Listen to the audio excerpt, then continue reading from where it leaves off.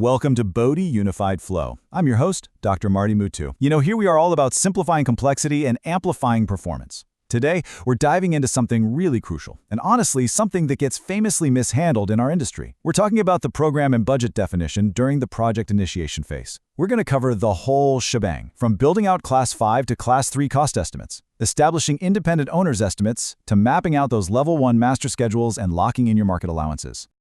So, our main focus in this explainer is simple, but absolutely critical. How exactly do we take a fragile conceptual idea and turn it into a rock-solid, sanction-ready budget? Look, we all know early-stage estimating is basically a minefield of risk. It's all about stripping away that guesswork, right?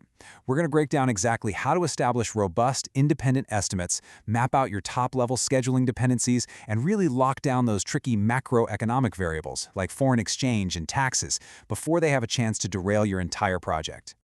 All right, here's our agenda for today's explainer. We'll move right through ACE cost estimate evolution, QRA and escalation strategy, independent owner's estimates, the Level 1 master program, and finally wrap up with allowances and best practices. And here are our learning objectives. By the time we finish up, you're going to walk away with a crystal clear, actionable methodology to really bulletproof your capital projects against those terrifying budget shocks and schedule slippages that just constantly plague construction. We're turning theoretical best practices into your absolute first line of defense. Okay, Section 1, ACE cost estimate evolution. So building a budget isn't just crunching numbers, it's a structured evolution of scope.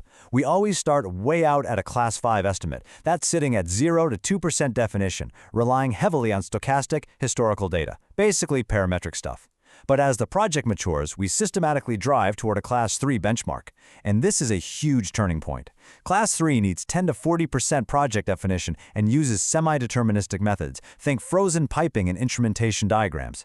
Listen, trying to prematurely force detail into a Class 4 estimate just so you can secure funding, that is a guaranteed recipe for systemic budget overruns down the line. Don't do it. Moving right along to Section 2, QRA and escalation strategy.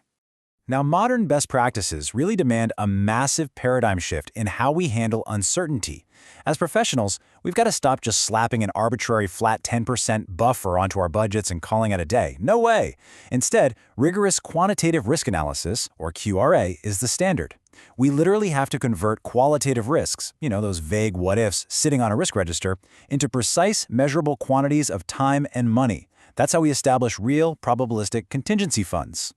And to achieve that highly secure P80 confidence level, which basically means an 80% statistical certainty of finishing on or under budget, estimators deploy 3 core methodologies. First, expected value analysis. This handles discrete, isolated risks like a sudden labor strike. Second, Monte Carlo simulation. This is statistical modeling that runs thousands of iterations to show you the cumulative impact of overlapping risks. And third, parametric modeling. This uses regression analysis to tackle those inherent systemic risks built into early planning. Together, they give you a mathematically defensible contingency. But here's the thing, you absolutely cannot budget in a vacuum. You have to capture macroeconomic forecasts and real fiscal shifts. Just look at the 2025 to 2026 economic cycle in India. We saw policy changes like GST 2.0, which actually reduced the tax on cement from 28% down to 18%. Simply tracking and applying that single variable can drop your total project cost by 2 to 3% before you even start procurement. That's a game changer. However, we've got to pair that broad macro data with hyper-local realities. Take the city of Madurai, for example. Right now, we're seeing a 10 to 20% real estate appreciation right near the proposed metro stations. To put that into perspective, if that localized, highly specific spike isn't dynamically baked into your Class 3 estimate, well, your land acquisition and site prep budgets are literally blown out of the water before a single shovel hits the dirt. All right, Section 3, Independent Owner's Estimate, or OE. Listen, a robust owner's estimate is absolutely your best defense against both lowball bids and wildly inflated contractor pricing. But to make it work, a conflict-free third party needs to execute 3 very strict steps. Number 1, parallel reconstruction. That means remeasuring quantities from the ground up. Don't just copy the design team's homework. Number 2, basis of estimate, or BOE alignment. You need to document very specific assumptions for productivity and site conditions. And number 3, market calibration. You need to pull in 3 to 5 direct vendor quotes to establish a baseline you can actually trust. Let's shift gears to Section 4, Level 1, Master Program. So now we're pivoting from cost over to time. Visually mapping out the project lifecycle is just essential. The Level 1 Master Program is your highest-level strategic schedule. It doesn't get bogged down in the minutia of daily contractor tasks.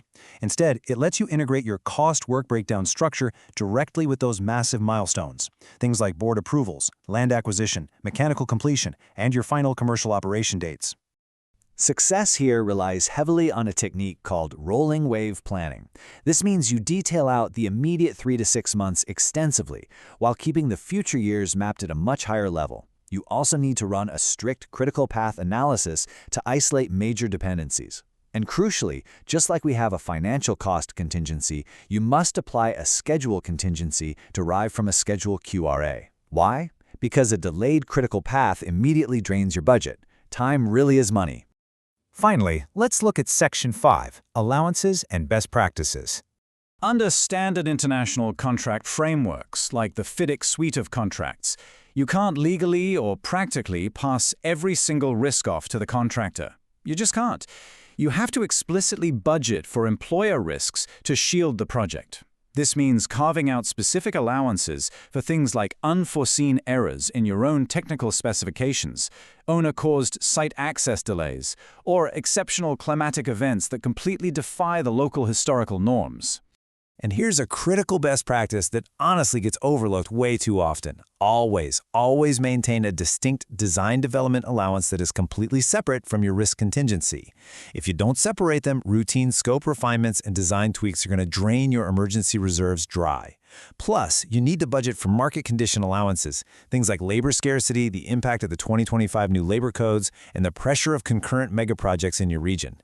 All right, so we've covered the evolution of estimating: risk quantification, owner benchmarking, strategic scheduling, and vital allowances. So, what does this all mean? How do we synthesize this rigorous risk versus certainty approach to ultimately guarantee project success and prevent a total capital disaster? Well, it all comes down to strict discipline. First, demand rigid adherence to Class 3 metrics before you ever authorize full funding. Next, transition away from the stochastic, historical guesses to real, deterministic estimating methods. Make sure you target that P80 confidence level for your probabilistic contingency. Dynamically update your budgets from macro fiscal shifts like we saw with GST 2.0. And finally, manage your Level 1 Master Program as a living, breathing document. Doing this systematically strips the vulnerabilities right out of your project. To summarize, we have absolutely unlocked the methodology today. We've mastered the Class 5 to Class 3 cost evolution, implemented rigorous QRA, established an independent OE framework, built Level 1 schedules, and formulated exact risk allowances. By understanding how to move from conceptual ideas to incredibly robust, sanction-ready budgets, you now have a real defensive shield against the incredible volatility of capital construction. Before we wrap up, here are the authoritative frameworks we cited in today's explainer, from the AACE Cost Estimate Classification System to FIDIC contracts. I highly encourage you to dig into these standards to keep refining your project initiation strategies. But I'll leave you with this final thought. Look at your current, most critical upcoming project. Are you operating on a genuine, vendor-calibrated Class 3 estimate, or are you just hoping an arbitrary 10% blind contingency is going to save you? I'm Dr. Maury Muthu. Thank you so much for joining me here at Bodhi Unified Flow, and I will see you in the next explainer.